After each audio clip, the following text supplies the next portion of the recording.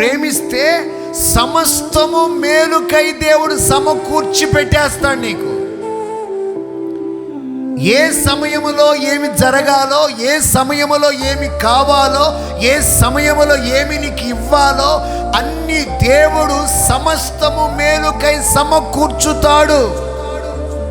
దేవునిని ప్రేమించు వారికట దేవుడు సిద్ధపరిచిన, దాచి ఉంచిన, సమకూర్చి ఉంచిన మేలులు మనకు కనబడనివి, వినబడనివి, అర్థము కాని అనేక కార్యాలు దేవుడు నీకు చేస్తాడు.